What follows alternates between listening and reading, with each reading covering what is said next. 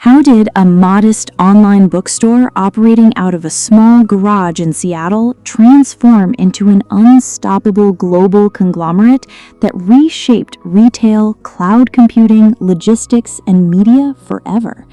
What kind of relentless mindset allows a single company to disrupt industry after industry while driving competitors to bankruptcy and forever altering how humanity shops, works, and lives? At the center of this world-shaping empire stands one of the most visionary, intense, and controversial entrepreneurs in modern history, Jeff Bezos. Welcome to Book Essence, where we unlock the essence of every book so you get the wisdom without spending weeks reading. Today we are breaking down The Everything Store, Jeff Bezos and the Age of Amazon by investigative journalist Brad Stone. Stone gained unprecedented access to current and former Amazon executives, Bezos' family members, and the internal workings of the company to write the definitive biography of Amazon's rise. Whether you are an entrepreneur, business leader, innovator, or curious reader, this deep dive into Amazon's playbook will show you what it truly takes to build an empire that dominates the modern economy. Let us unlock it. Section 1. The Birth of an Obsession, Regret Minimization Framework. To understand Amazon's founding, you must look at the psychological model Jeff Bezos used to make the biggest gamble of his life, the Regret Minimization Framework. In 1994, Jeff Bezos was a well-paid, highly successful 30-year-old vice president at D.E. Shaw, a prestigious quantitative hedge fund on Wall Street. While tracking the early internet, Bezos discovered a staggering statistic. Web usage was growing at 2,300% per year. Recognizing that something revolutionary was occurring, Bezos knew he had to build an online business. When he told his boss about his idea to launch an online bookstore, his boss agreed it was a great idea, but added that it would be a better idea for someone who didn't already have a great career on Wall Street. Bezos was faced with a crossroads. To make his decision, he projected himself forward to age 80 and asked a single question. When I am 80 years old, will I regret missing out on a Wall Street bonus, or will I regret not participating in this thing called the internet? The answer was instantly clear. Bezos knew he would never regret trying and failing, but he would be haunted forever by the regret of never trying at all. He quit his lucrative job, packed his belongings, moved to Seattle, and founded Amazon in a modest garage.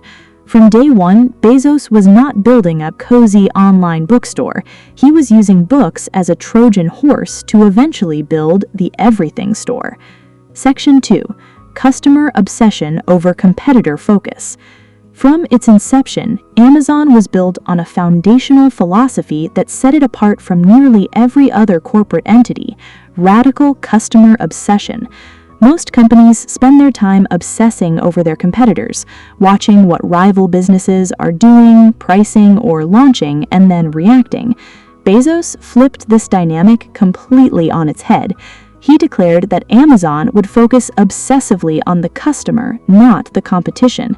Competitors will never send you money. Customers will. Bezos identified 3 timeless customer desires that would never change over time: lower prices, faster delivery, and vast selection. Bezos famously pointed out that 50 years from now, no customer will ever walk up to him and say, "Jeff, I love Amazon, but I really wish your prices were higher and your delivery was slower."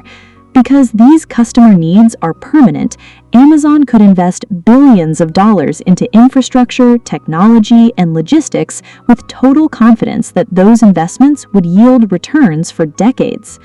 This customer obsession manifested in legendary, uncompromising ways. In executive meetings, Bezos would leave an empty chair at the conference table, informing his team that the empty seat was occupied by the most important person in the room, the customer. Every decision had to serve that empty chair. Section 3. The Flywheel Effect. Amazon's Secret Growth Engine. Brad Stone highlights a legendary moment in Amazon's history when Bezos sketched out the company's core business model on a paper napkin. This concept became known as the Amazon flywheel, or the virtuous cycle. The flywheel works through a self-reinforcing loop of continuous momentum. It begins with customer experience. By offering an exceptional customer experience through low prices and fast shipping, Amazon attracts heavy traffic to its website. That massive traffic attracts independent third-party sellers who want access to Amazon's huge customer base. More third-party sellers expand the platform's selection of products. A wider selection improves the customer experience even further, driving more traffic. As the volume of sales grows, Amazon expands its scale, optimizing its fulfillment centers and logistics network. This scale drastically lowers Amazon's cost structure. Instead of keeping those savings as short-term profit, Amazon reinvests its lower cost structure back into lower prices for customers. Lower prices drive an even better customer experience, spinning the flywheel faster and faster. Once a flywheel like this starts spinning with massive momentum, it becomes virtually impossible for traditional competitors to stop. Each part of the business feeds the other, turning Amazon into an unstoppable engine of scale. Section 4. Corporate Culture: The 14 Leadership Principles and Extreme Frugality. Behind Amazon's smooth digital storefront lies an intensely demanding, high-pressure corporate culture engineered by Jeff Bezos to prevent complacency and enforce operational excellence.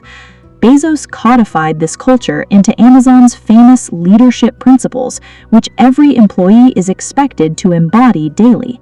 Some of the most influential principles include customer obsession, starting with the customer and working backward; ownership, thinking long-term and never saying, "That's not my job"; invent and simplify, expecting innovation and finding simple solutions to complex problems; have backbone, disagree and commit, encouraging fierce intellectual debate, but once a decision is made, unite behind it completely; bias for action, valuing speed in business, treating decisions as reversible two-way doors rather than permanent one-way doors. To keep Amazon lean and hungry, Bezos instituted a culture of extreme frugality. In the early days, employees worked on desks made of cheap wooden doors supported by 2x4s, a tradition that Amazon maintained for decades to remind staff that money should be spent on things that matter to customers, not on corporate luxury. Furthermore, Bezos banned traditional PowerPoint presentations in executive meetings. He believed PowerPoint encouraged lazy thinking, bullet point bulleting, and superficial presentations. Instead, presenters were required to write detailed 6-page narrative memos. Meetings would begin in total silence for 20 to 30 minutes, while everyone, including Bezos, read the memo carefully before opening the floor for intense debate. Section 5. Willingness to be misunderstood for long periods of time. Perhaps the most defining characteristic of Jeff Bezos' leadership style is his extraordinary long-term orientation and willingness to be misunderstood by Wall Street, journalists, and competitors. During the late 1990s and early 2000s, Wall Street analysts constantly criticized Amazon. They argued that Amazon was burning through cash, sacrificing profit margins, and spending far too much money building physical warehouses and complex logistics infrastructure. Stock analysts frequently predicted Amazon's bankruptcy, nicknaming it Amazon.toast. Bezos remained entirely unfazed by short-term criticism. He viewed quarterly profit demands as a trap that prevented companies from making bold, multi-decade bets. He communicated clearly to shareholders that Amazon was measuring success by long-term market leadership, not short-term accounting profits. This willingness to suffer short-term losses for long-term dominance enabled Amazon to launch bold, risky initiatives that transformed the world. Amazon Prime, launched in 2005 as a risky flat-rate shipping membership. Critics argued it would bankrupt the company on shipping costs. Instead, Prime created super users who bought vastly more goods on Amazon than average shoppers. Kindle, developed internally to disrupt Amazon's own physical book business before an outside competitor could do it. Amazon Web Services, an unprecedented pivot from e-commerce into cloud infrastructure. Section 6. The birth of AWS and platform thinking.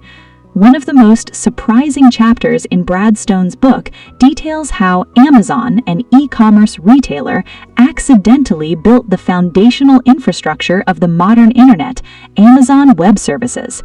In the early 2000s, Amazon faced internal engineering bottlenecks as its software systems struggled to scale. To solve this, Amazon engineers built standardized self-service infrastructure tools internally so that different teams could launch projects without constantly building new databases or server capacity from scratch. Bezos realized that if Amazon needed these scalable cloud computing tools, every startup, developer, and corporation on Earth would need them too. In 2006, Amazon launched AWS, offering remote server storage, computing power, and database management to developers on a pay-as-you-go basis. Competitors like Microsoft and Google were caught completely off guard, giving Amazon a multi-year head start in cloud computing. AWS transformed tech startup economics worldwide. Instead of needing millions of dollars in capital to buy physical servers, a new company could launch overnight using AWS for a few dollars a month. Today, AWS generates the vast majority of Amazon's operating profits, powering a massive portion of the modern internet. Section 7. The dark side of dominance, unforgiving aggression. Brad Stone does not write a hagiography. The Everything Store fearlessly documents the ruthless, intense, and controversial side of Jeff Bezos and Amazon's corporate expansion. Amazon's obsession with efficiency and low prices created a fiercely aggressive stance toward competitors, publishers, and partners. The Gazelle Project. Amazon famously approached small publishers the way a cheetah approaches a sickly gazelle, squeezing them for maximum discounts and threatening to remove buy buttons if they did not comply. The acquisition of Diapers.com. When Quidsy, the parent company of Diapers.com, refused to sell to Amazon, Amazon launched a predatory pricing war, dropping diaper prices by 30% and burning millions of dollars, until Quidsy was forced to sell to Amazon. High-pressure fulfillment centers. The book exposes the brutal physical demands placed on warehouse workers, where every second is tracked by algorithms to maximize fulfillment metrics. Bezos was an unforgiving leader who expected absolute perfection from his team. He was famous for delivering scorching, devastating critiques to executives who failed to meet his standards. Yet, as Stone notes, it was precisely this unyielding, relentless drive that enabled Amazon to achieve what no other company in history had accomplished. Conclusion. Final takeaways. Let us bring together the ultimate wisdom from The Everything Store by Brad Stone. 1. Apply the regret minimization framework. When facing major decisions, project yourself into the future and ask what choices you will regret not taking. Minimizing future regret is the ultimate key to bold action. 2. Obsess over the customer. Build your business around permanent, unchanging customer needs rather than reacting constantly to what your competitors are doing. 3. Build a self-reinforcing flywheel. Identify the core elements of your organization that feed into each other, creating compound growth momentum over time. 4. Embrace long-term thinking. Be willing to be misunderstood and criticized for long periods while you invest in bold, multi-decade visions. 5. Cannibalize yourself before others do. Never get comfortable with your current success. Be willing to disrupt your core business model before a competitor disrupts it for you. Brad Stone leaves us with a profound realization. Jeff Bezos and Amazon succeeded not because they played it safe, but because they possessed an unquenchable hunger for innovation, an unrelenting commitment to customer value, and the courage to build the future at all costs. That is the essence of the Everything Store, and that's what we do here at Book Essence. We take the world's most powerful books and unlock their wisdom so you can build something real starting from exactly where you are. If this script brought you value, share it with someone who wants to understand modern innovation and business mastery today. Keep reading, keep building, and keep unlocking your essence. See you next time.